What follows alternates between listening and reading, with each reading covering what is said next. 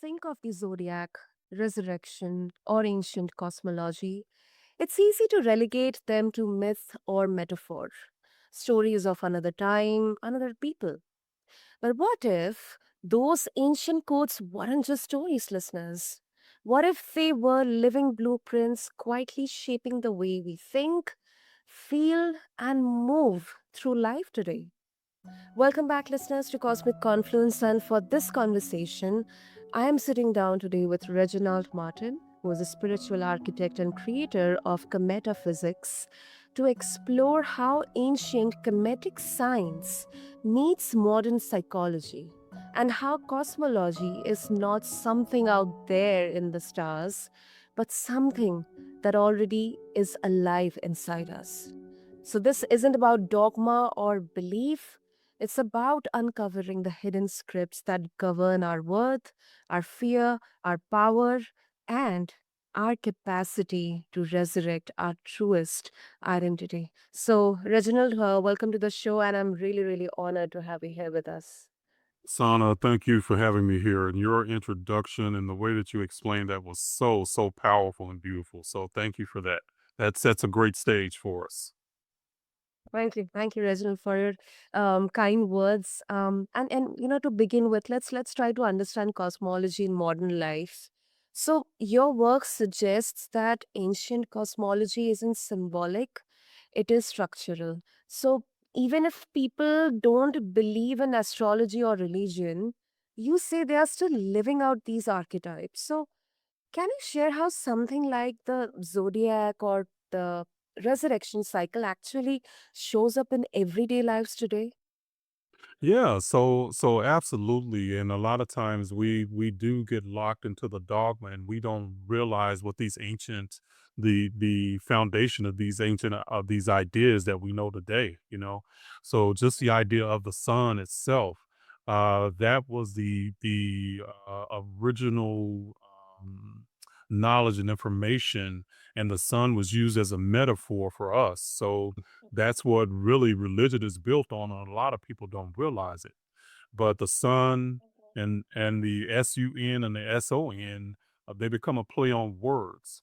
So really, the idea of the crucifixion is when you use the sun as a metaphor. It is when the sun meets the horizon and then goes Mhm. below. And the sun for the ancients was said that the sun died. Okay, the sun. But in actual and what they used that for was a metaphor for us as souls incarnating on the earth plane. So when the sun goes below the earth, below the horizon, that was them saying that the sun is leaving the heavens and going into the earth plane. That is the same for us as souls. So every soul is that light that has incarnated into the physical world. So that's how one way that you can look at that is how that is connected. Yeah, yeah. Yeah. So I think. Go ahead, Reginald. no, I was gonna say, so the crucifixion is actually about us. So it's not about one person. It's actually something that is a framework that happens to any and every soul that incarnates on earth. So we are the light of the world that is basically incarnated into the earth plane. Wow, and that's you know such a powerful reframe because it's almost like gravity. Like we may not see it, but we feel its pull in the way our lives move in cycles.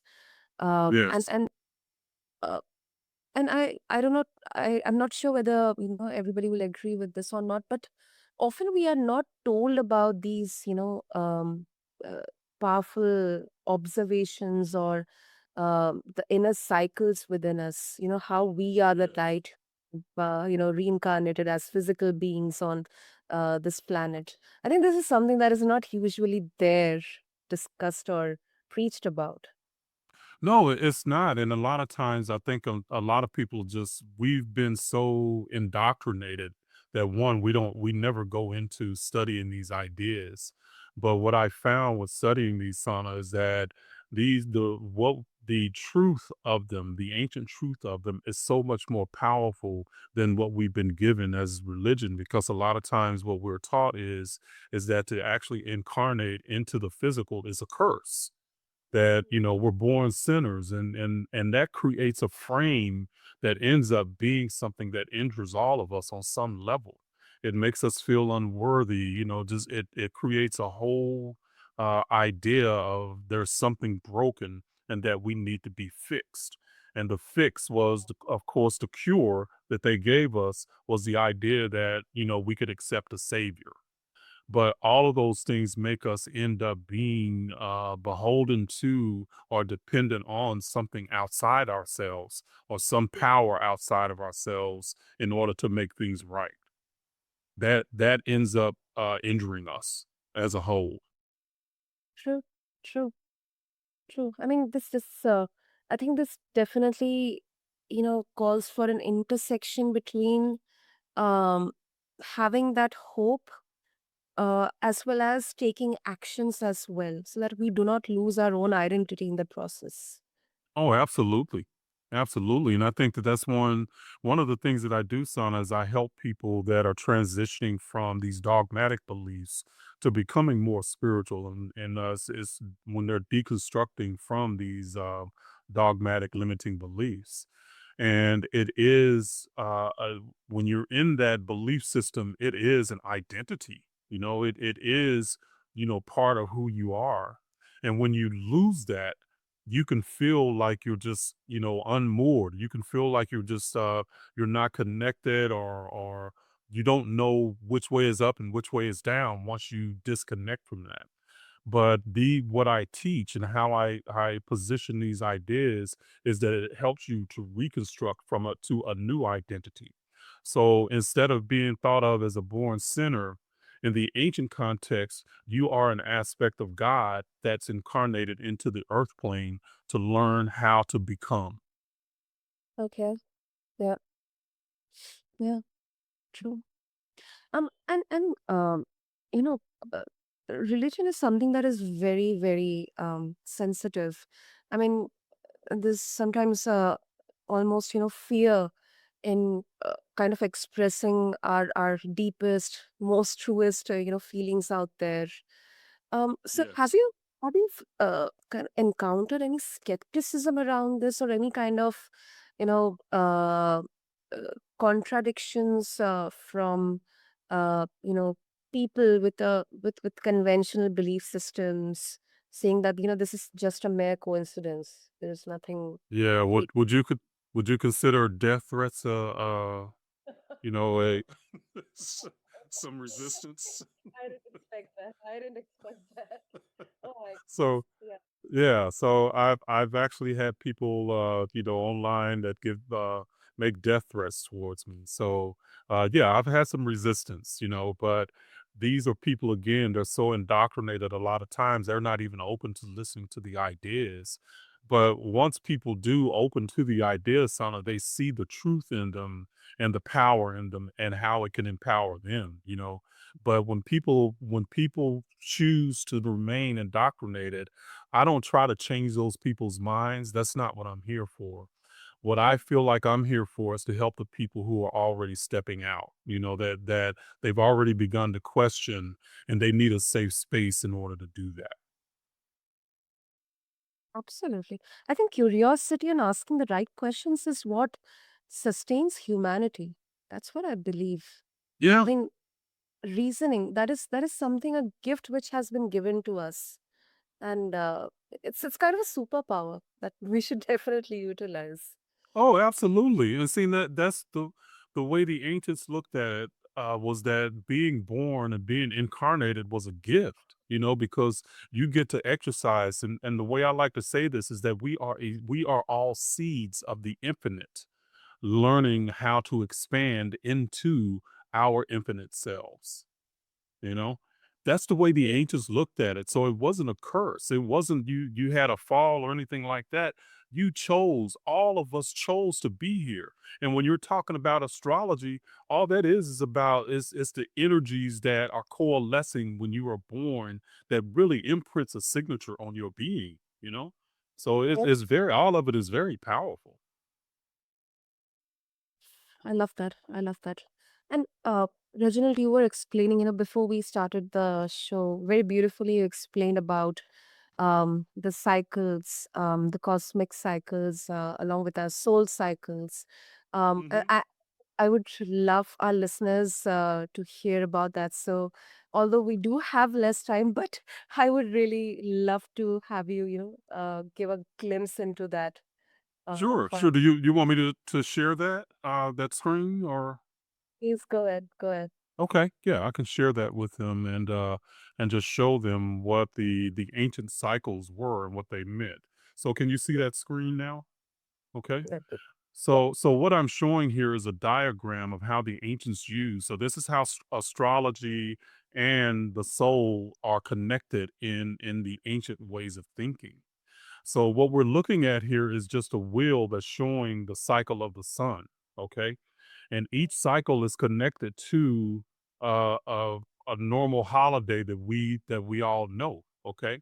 So over here, this is where actually the crucifixion happens, okay, on the cross. So the cross is actually the four elements of earth, air, fire, and water that we need to actually incarnate into the earth plane. Okay. So that's the crucifixion. The actual death of this is the death of a soul, not a human being. The death of a soul is forgetting that you are a soul. Okay. And the whole story, all the stories in the Bible are essentially about the soul traveling and becoming aware of who it is as a soul. So it forgets at incarnation. Then at Christmas, that's the darkest night that you're just going through your most difficult times in life and you don't remember how powerful you are. And then Easter is when you resurrect and you remember who you are as a soul. You remember your power. And that's this story is about us, okay?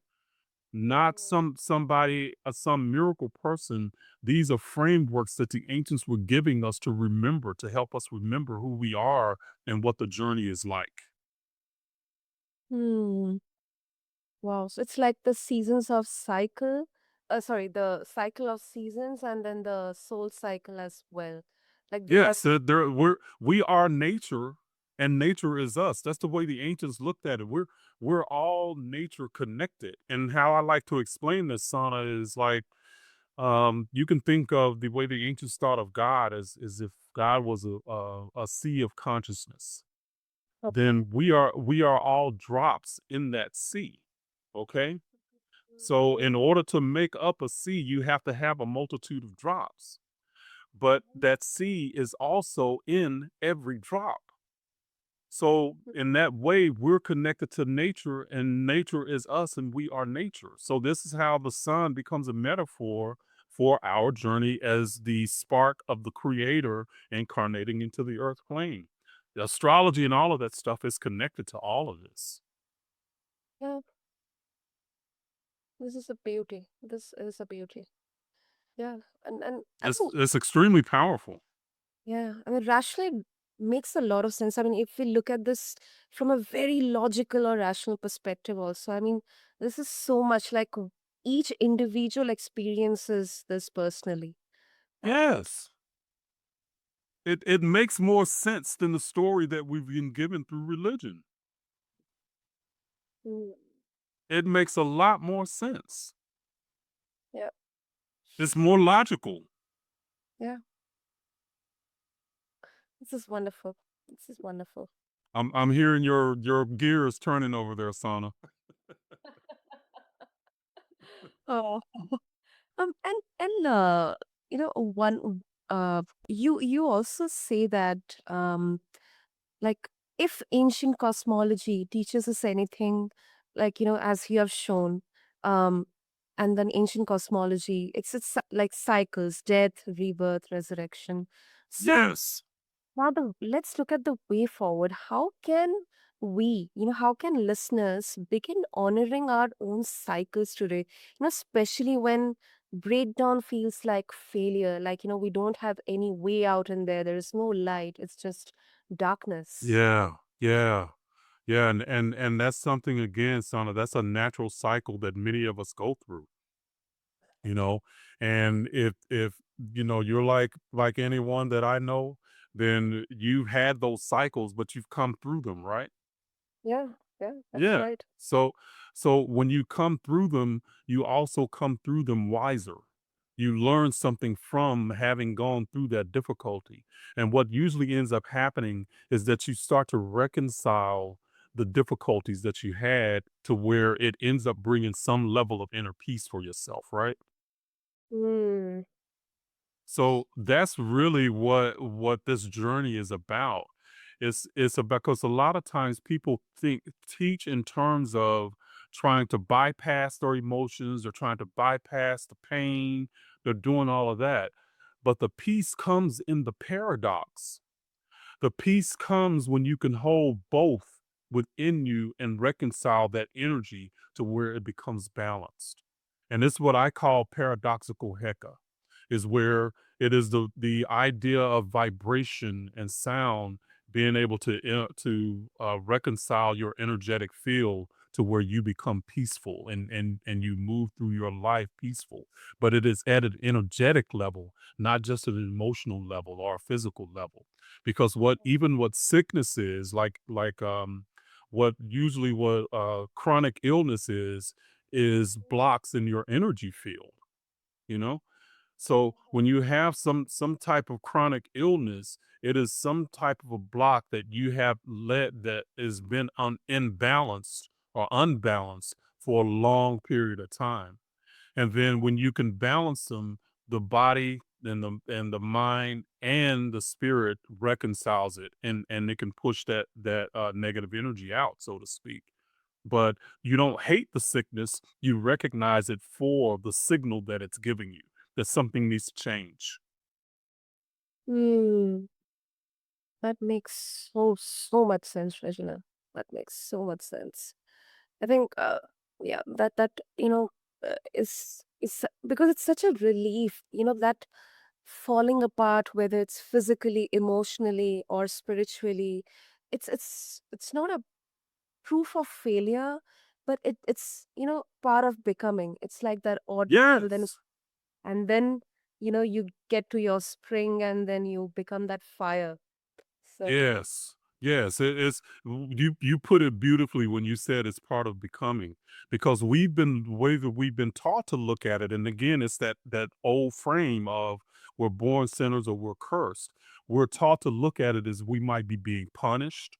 Something might be, we might be cursed. We might be, we did something wrong. So now we got to pay for it. That's a whole frame that we've been taught. But in the Kemetic frame, it's about you learning how to reconcile it. Okay. It's not a curse. It is a signal that something within you needs to change. Something that you want to change, but you might not know how. But you have to look at the illness. You got to look at the pain and all of that as stair steps basically to your resurrection, to becoming more of who you are. definitely, definitely.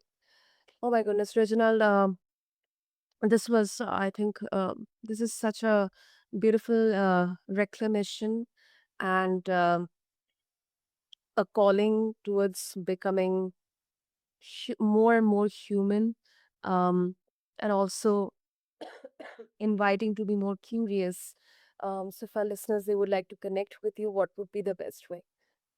Yeah, they can connect with me at on my Substack at reginaldmartin.substack.com, and that's where they can go. And I write a lot about this knowledge. I even have some free downloads that when they sign up for my Substack, they can get access to some free downloads and stuff too. Uh, I'm actually creating one for practitioners where it can help them with what I call, again, paradoxical heka, where they can actually help themselves and clients to reconcile these sicknesses, reconcile these trials and tribulations that they're going through. So instead of trying to, gloss over them or pass over them, you reconcile them into the paradox of being. Beautiful. That's beautiful. I'll make sure to have all the details in the show notes. And I think this is such a beautiful beginning on a journey of healing. And thank you so much, Reginald, because you have really reminded us that resurrection isn't abstract. It's deep. No. Cosmology isn't out there in the stars. It is in us. And it's like choosing sovereignty over guilt, clarity over just inherited scripts, and alignment over performance. So thank you. Oh, I love that. I love the way you put that. Thank you, Sana. Thank you. And I absolutely appreciate, admire bravery as well, because this is like challenging the norms out there. The Yes. And that's what we need to do. Yeah, true. Right. So, thank you to all the listeners out there as well for devoting your time to listen to this conversation. Whether you frame it as Kemetic science, psychology, or soul wisdom, the invitation is same, to reconstruct your inner architecture so that your outer life reflects your essence, not your conditioning. So, until next week. This is Cosmic Confluence. I invite all of you to stay curious, stay grounded, and keep listening within. Thank you.